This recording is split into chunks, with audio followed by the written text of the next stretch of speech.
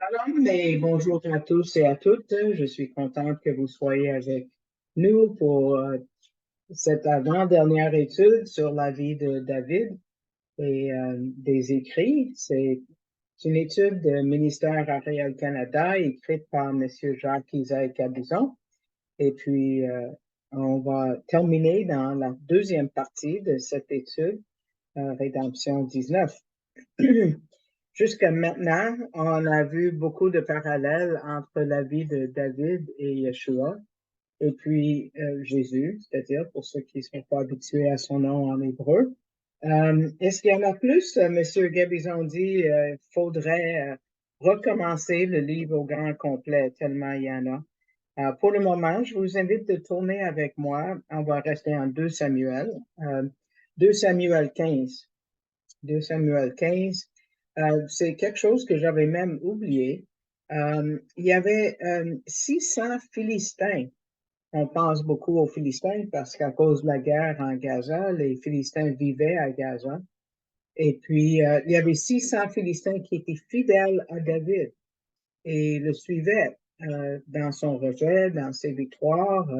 C'est assez puissant parce que les Philistins étaient toujours en guerre contre Israël. C'est pour ça que Rome a choisi beaucoup d'années plus tard, 1000 ans plus tard, de surnommer le territoire d'Israël Palestine parce que ils savaient que ça puait au nez des Juifs. Donc, c'est comme ça que le nom a été collé à Israël.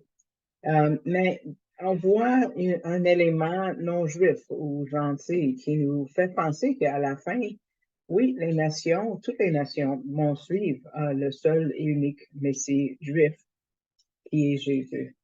Et puis, si vous regardez maintenant, vous êtes au 2 Samuel 15, verset 21, on voit ce que le leader de ces 600 Philistins a dit à David. Il a dit, l'Éternel est vivant et le roi, mon Seigneur, est vivant, que dans le lieu où sera le roi, mon Seigneur, soit pour la mort, soit pour la vie, là aussi sera ton serviteur. Wow! Quelle loyauté, quelle dévotion.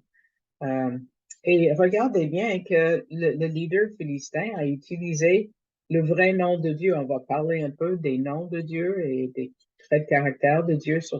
Mais il a dit l'Éternel. Puis, bon, dans la Darby, ça dit l'Éternel. Peut-être dans votre traduction, ça dit Yahvé, mais c'est les 4 lettres hébraïques, Yod-Hé-Vav-Hé, qui est le vrai nom de Dieu qui garde ses alliances. C'est le nom que Dieu utilise quand il fait des alliances.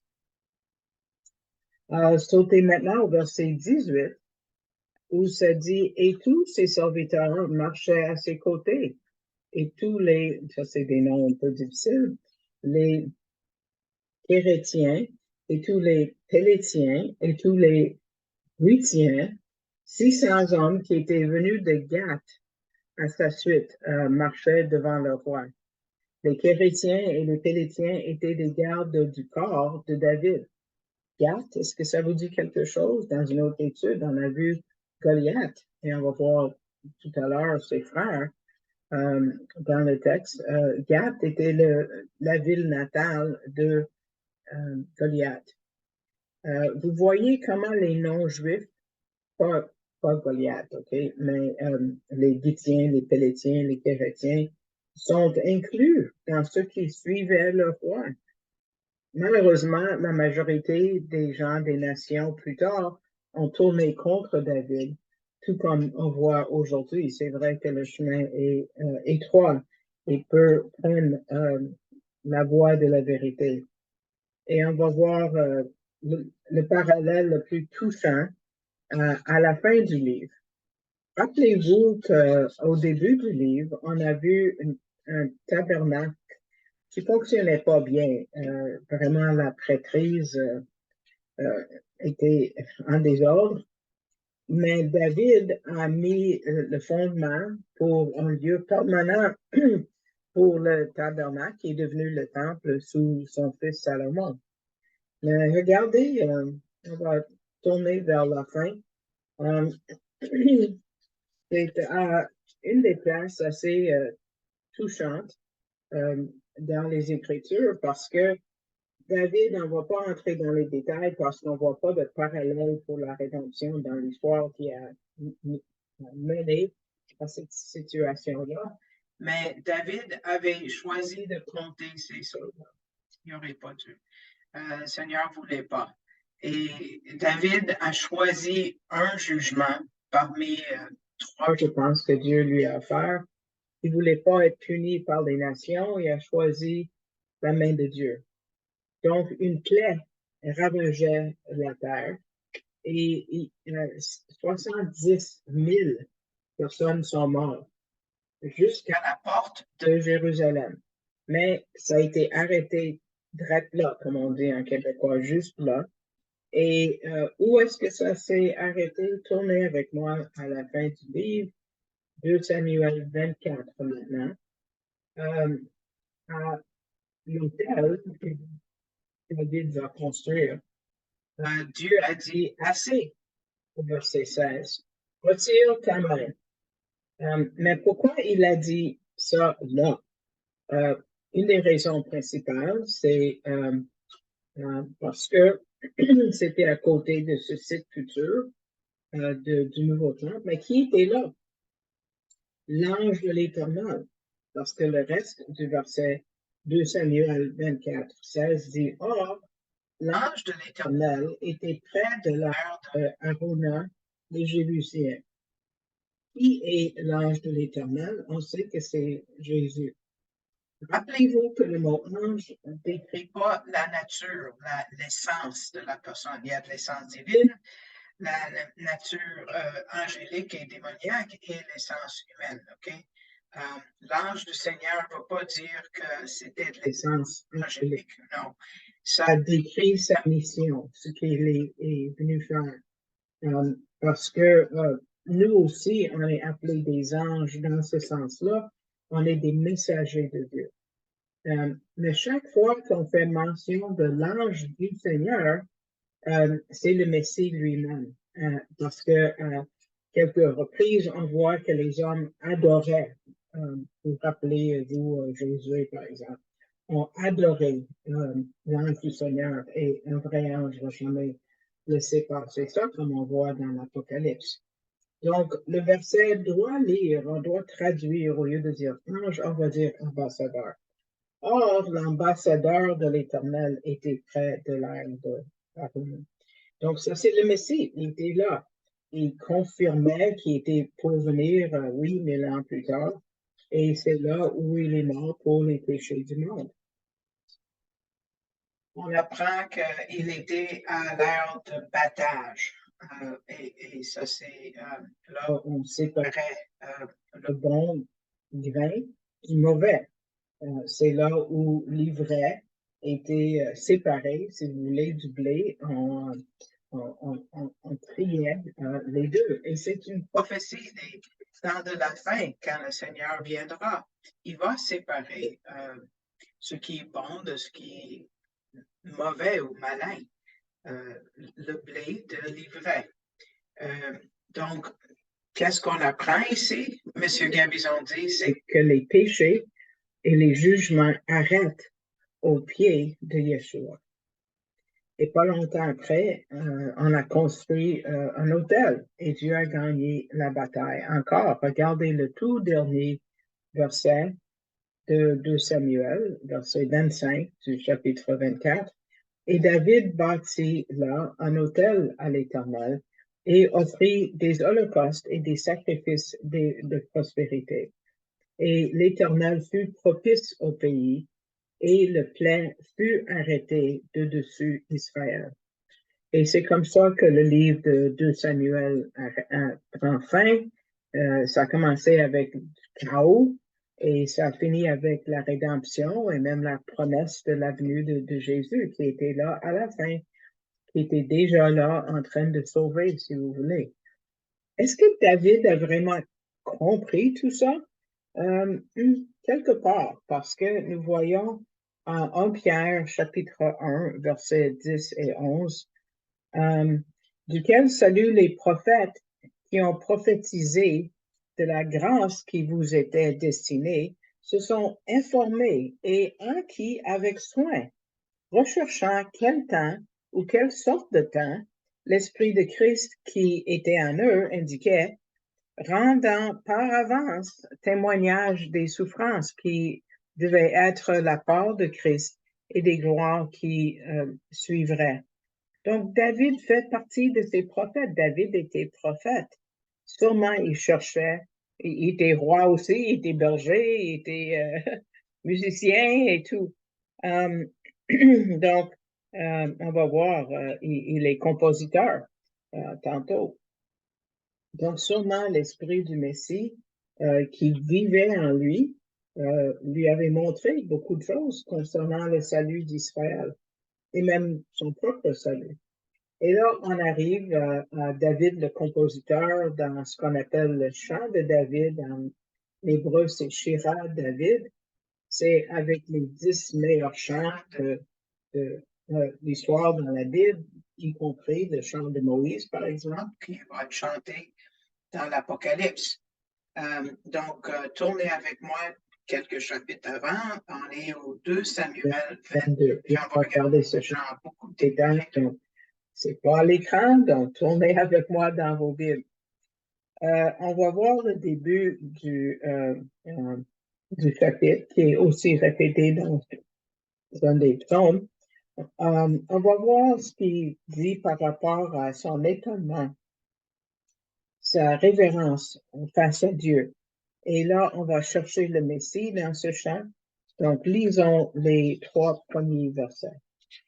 Et David adressa à l'Éternel les paroles de ce cantique, le jour où l'Éternel l'eut délivré de la main de tous ses ennemis et de la main de Saül. Et il dit, l'Éternel est mon rocher et mon lieu fort, et celui qui me délivre. Dieu est mon rocher, je me confierai en lui, mon bouclier, la corne de mon salut, ma haute retraite et mon refuge, mon sauveur. Beaucoup de noms, on va les examiner. Tu me sauveras de la violence. Et le mot pour violence, c'est Hamas. Nous sommes dans le temps de la guerre à Gaza. Il va être sauvé de Hamas, si vous voulez, de la violence. C'est un chant, M. Gavison dit, que nous devrions apprendre parce que David utilise dans l'hébreu 10 termes différents pour décrire les merveilles et les traits de caractère de Dieu.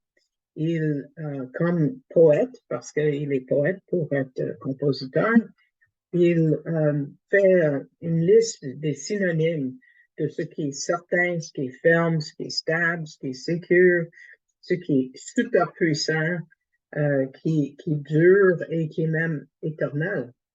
Donc, on va regarder un à la fois et on va voir comment ces termes décrivent notre Dieu, parce que Dieu ne change pas, n'est-ce pas? Donc, il est ça pour nous, donc dans ce que vous vivez. Peut-être ça va vous parler aujourd'hui. Le premier terme, c'est l'Éternel. Et ça, c'est comme j'ai dit tout à l'heure, c'est le nom par lequel Dieu signe ses alliances. C'est le Yod-Hé-Vav-Hé, c'est les 4 lettres hébraïques.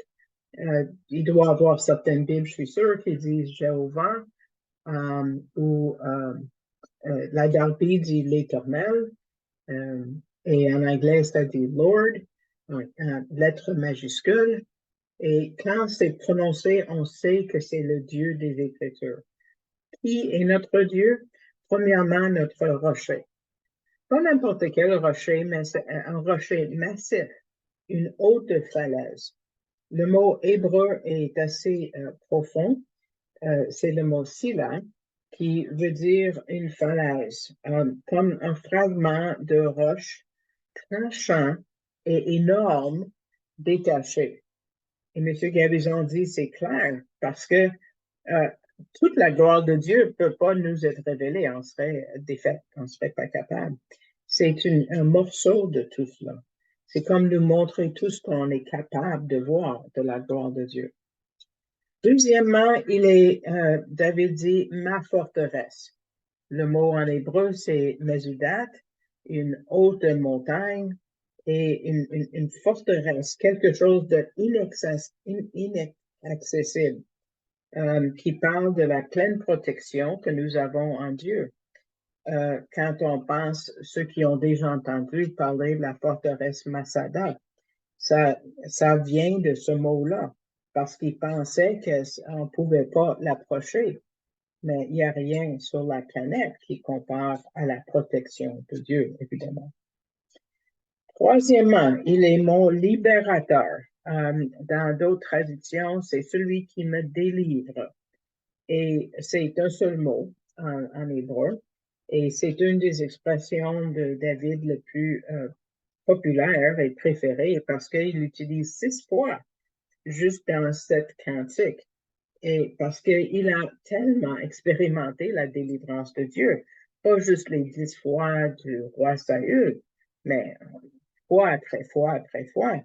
Et dans le verset 18, il dit, il me délivra de mon puissant ennemi. C'est singulier. Est-ce que c'est Saül? Est-ce que c'est Goliath? Non. Probablement, ça va plus loin que ça. Et de même voir le malin qui est derrière tous ses autres ennemis. Et il est, quatrièmement, il est mon Dieu, Elohé. Ça vient de El, le puissant, celui qui est suprême, celui qui règne. Ensuite, il est ma force, celui en qui je prends refuge. Le mot est sourd, quelque chose qui est fort, comme ce rocher dans lequel on trouve la sécurité et la fortification. Souvent, ce mot est traduit par le mot force, mais c'est le même rocher qui a donné de l'eau à Israël dans le désert. Paul dit que ce rocher était le Messie lui-même. Donc, 1 Corinthiens chapitre 10, verset 4, ça dit, car ils buvaient d'un rocher spirituel qui les suivait, et le rocher était le Messie, était le Christ.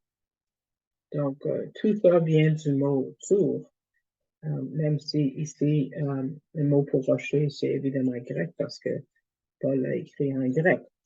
Ensuite, il est mon Seigneur, il est mon bouclier. Vous qui avez déjà entendu parler de l'étoile de David, ça s'appelle une Magan David. C'est le bouclier de David. C'est une défense, une protection, une sécurité, d'où vient le mot comme Magina, qui veut dire couvrir, ou Magan pour délivrer. Ensuite, il dit, il est la corne, un mot qu'on utilise beaucoup, la corne de mon salut. Le mot pour corne ici, c'est keren en hébreu, qui décrit pas juste la puissance d'une corne, mais ça décrit le genre de reflet de Dieu qu'on peut promulguer. Quand Moïse est descendu de la montagne avec les 2 tablettes de la loi, il brillait, n'est-ce pas? C'est le même mot que keren. Des fois, tu vois même des images de Moïse avec des cornes. C'est parce qu'il ne comprenait pas. Malheureusement, même il y a des gens qui disent que les Juifs ont des cornes. Un petit enfant, une fois dans ma vie, a soudainement fouillé ses mains dans mes cheveux pour chercher mes cornes, imaginez-vous. Quoique lui, peut-être, il pensait que c'était autre chose. Mais en hébreu, ça dit que Dieu était tellement proche de Moïse qu'il brillait, il reflétait la gloire de Dieu. C'est ce que nous voulons faire nous. Hein. Donc, on a mis un voile devant son visage tellement ça brillait, les gens ne pouvaient pas le regarder. Donc, ces 2 mots, la corne de mon salut, peuvent être traduits la lumière de mon salut, comme Jésus qui est la lumière du monde, n'est-ce pas? Et nous sommes évidemment comme Moïse, nous voulons être une lumière aux nations. Jésus était la lumière aux nations, mais nous sommes appelés à le refléter. Ensuite, le mot salut vient de ici, d'où vient le mot Yeshua, Jésus. Et puis, donc, ces mots en Samuel peuvent être traduits la lumière de mon Messie. Wow. Continuons, c'est des bons noms, n'est-ce pas? Ça dit, le Seigneur, il est ma haute retraite. Donc, un lieu haut, un refuge. Le mot Mishgabi est associé avec ce qui est vraiment très, très haut, inatteignable, on ne peut pas l'atteindre, mais on sait que c'est atteignable avec Yeshua. Ensuite, il est mon refuge. Menusi vient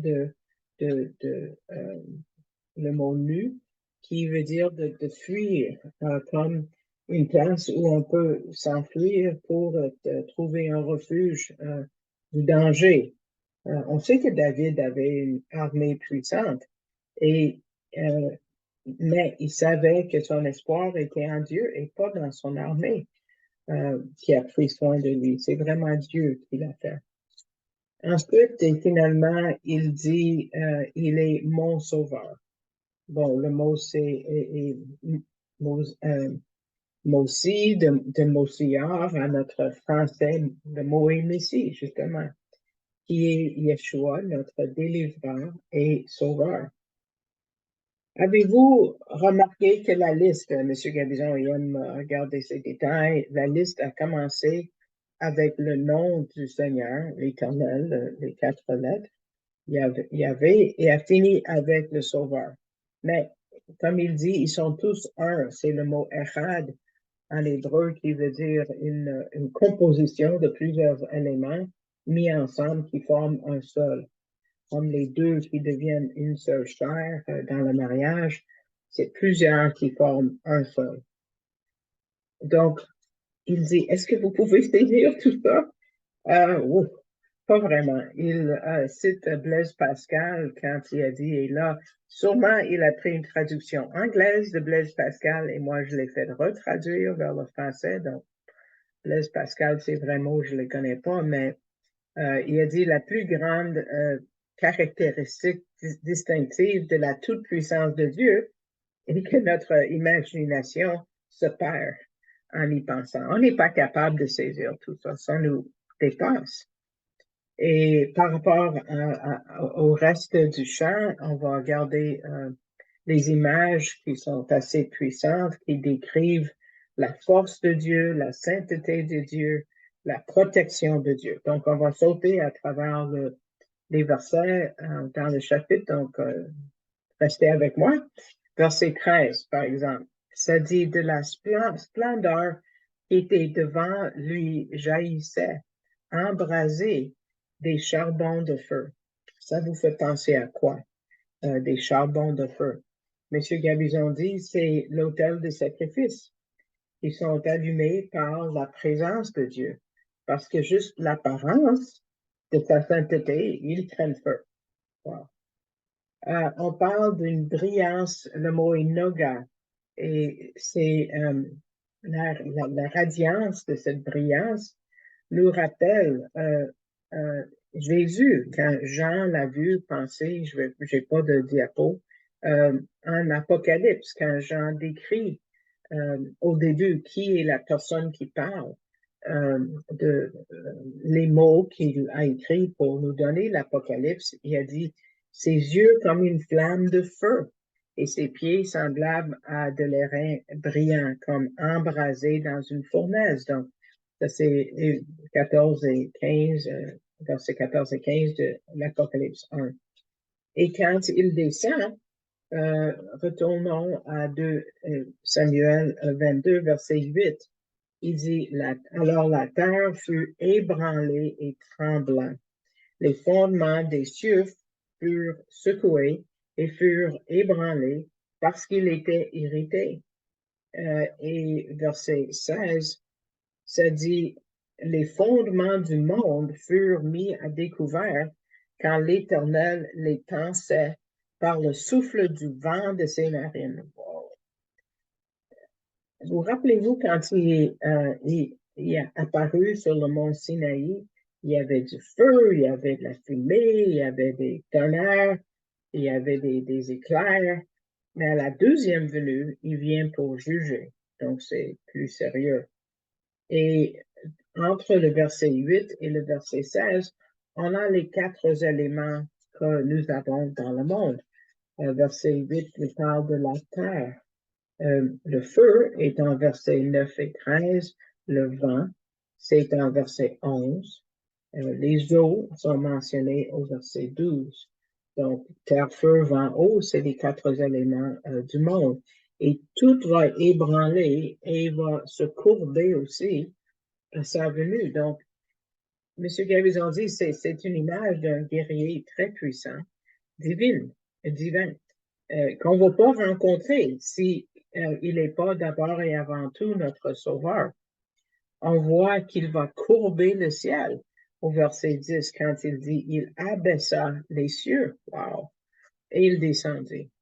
Verset 14, David dit, l'Éternel tonna des cieux et le Très-Haut fit retentir sa voix.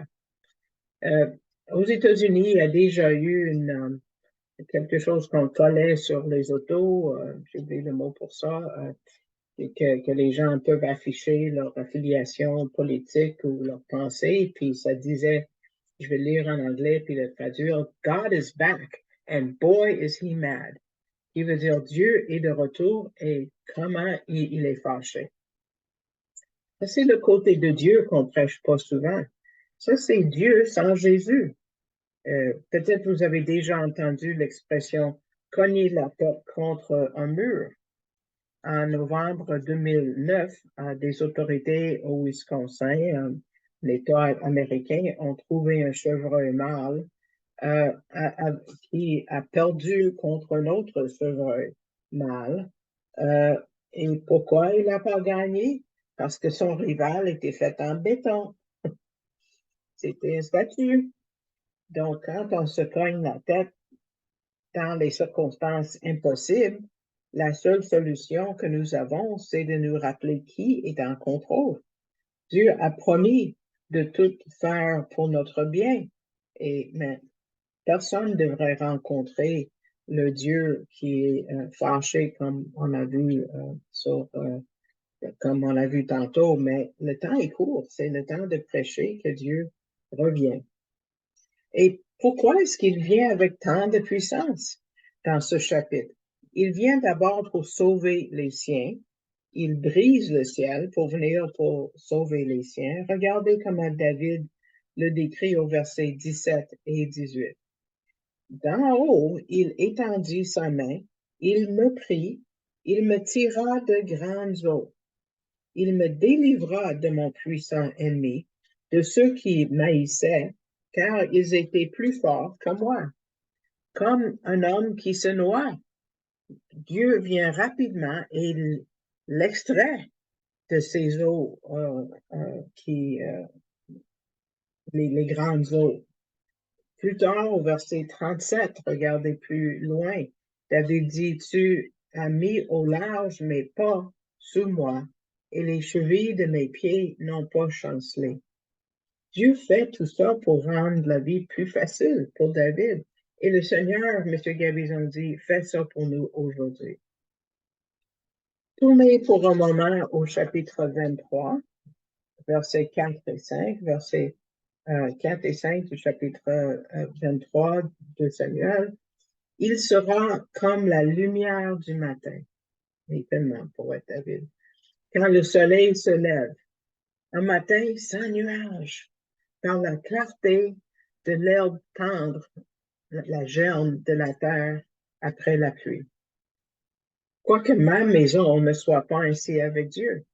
Donc, il a vu la main de Dieu, mais est-ce que ça décrit complètement David? M. Gabizon dit non, ça va beaucoup plus loin que David, ça va jusqu'au fils éventuel de David, c'est-à-dire le fils de Dieu. Donc, lisons ces passages, versets 21 à 25. On retourne au chapitre 22 maintenant de 2 Samuel, versets 21 à 25. L'Éternel, et pensez, est-ce que c'est vraiment David qui parle?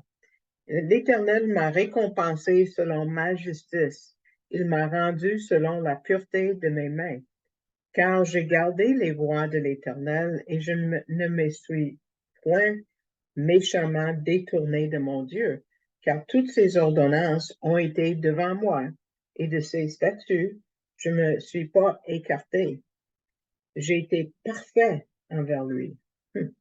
Et je me suis gardé de mon iniquité. Et l'Éternel m'a rendu selon ma justice, selon ma pureté devant mes yeux. J'ai déjà réfléchi moi-même à ces versets, puis je me suis gratté la tête. Je dit, wow, comment est-ce que David peut dire ça? M. Cabizon dit, mais peut-être il a tellement expérimenté le pardon de Dieu qu'il a parlé comme ça. Mais il dit, peut-être c'est une prophétie de la vie et la mort et la résurrection du Messie. Parce qu'on va voir comment il est décrit comme parfait. Pourquoi est-ce que, il insère ici, pourquoi est-ce que le livre de 2 Samuel n'a pas arrêté juste là? Ça aurait été le fun. Mais malheureusement, il y a un autre échec dans la vie de David qui suit. Dans le chapitre 24, avec le recensement dont on a fait allusion au début de l'étude, il a dit peut-être c'est parce que ces passages qu'on vient de lire, les versets sont juste pour Yeshua. Parce que la Bible dit qu'il n'y a personne de juste, pas un seul. Donc Jésus seul est venu et donné sa vie comme celui qui est juste pour nous sauver. On peut parler de la justice de Jésus parce qu'il n'a jamais péché. Quand en verset 1, il m'a récompensé selon ma justice, la pureté de ses mains. Il a gardé les voies de l'Éternel en verset 22, parce que Jésus a gardé toute la loi et il ne s'est pas détourné de Dieu. Et en verset 24, on parle de la perfection, parce que Jésus n'a pas transgressé la loi. Et là, on va voir juste pour une minute un des versets qui décrit, si vous oubliez comment défendre le fait qu'il y a une triunité dans Dieu, qu'il y a 3 parties, 3 personnes, c'est ce verset-là, il faut se rappeler. Si vous rappelez-vous en quelle année Israël a été établi du temps moderne, c'est 1948. Quel est le livre qui nous donne le plus de prophéties messianiques? C'est Ésaïe dans l'Ancien Testament, qui est le sujet de notre prochaine étude, d'ailleurs, dans 2 semaines. Donc, Ésaïe 48, rappelez-vous, Ésaïe 48, verset 16. Regardez ce que Jésus dit. Et c'est Jésus qui parle, parce que c'est lui qui est en rouge dans cette diapo ici. Quand il dit « Approchez-vous de moi », c'est Jésus, « Écoutez ceci, je n'ai pas parlé en secret dès le commencement, dès le temps où cela a existé, je suis là. » Ça, c'est le Messie. Et maintenant, numéro 2, le Seigneur l'Éternel, ça c'est le Père, m'a envoyé, et son esprit, numéro 3. Les 3 sont là. Même juste dans la deuxième partie, le Seigneur, l'Éternel, m'a envoyé son esprit, 1, 2, 3 sont là. Ésaïe 48, verset 16, écrivez ça dans votre cerveau pour toujours. C'est un verset à sortir quand vous êtes avec les témoins de Jéhovah, les Mormons, les Juifs, qui ne comprennent pas la Trinité. Donc, les 3 Dieu le Père et l'Esprit ont envoyé Jésus et maintenant c'est à notre tour de se tourner vers lui et de le recevoir comme notre sauveur pour nous sauver des eaux, des grandes eaux. Et ça, c'est le message de Samuel et c'est la fin de la première partie. Et je vous remercie de votre écoute et je vous invite de vous souscrire au poste Ministère Ariel Canada si vous aimez ces enseignements. Mettez le pouce vers le haut parce que ça augmente notre visibilité. Partagez sur vos pages Facebook si vous utilisez Facebook ou d'autres médias sociaux. Je vous invite de prier parce qu'on a vraiment besoin de prière dans ce ministère aux Juifs et pour partager l'enseignement avec tout le monde. Et si le Seigneur vous met à cœur de donner, si vous n'êtes pas au courant, vous pouvez aller sur le site web arielcanada.ca et avec les diapos, on va vous montrer exactement comment ça se fait. arielcanada.ca, vous cliquez sur le drapeau en français et le mot donner et ça va vous amener à la place où ça dit faites un don à cet organisme. Et puis ensuite, en cliquant sur cela, il y a un menu que vous pouvez tirer vers le bas et choisir mon nom parmi la liste. C'est ce que vous désirez faire. Donc, je vous remercie de votre écoute. Je vous invite à revenir pour la deuxième partie de Rédemption 19 et on va faire un survol de la vie de David. On va sortir plusieurs éléments qu'on a déjà vus pour nous rappeler. Donc, à la prochaine. Shalom, shalom.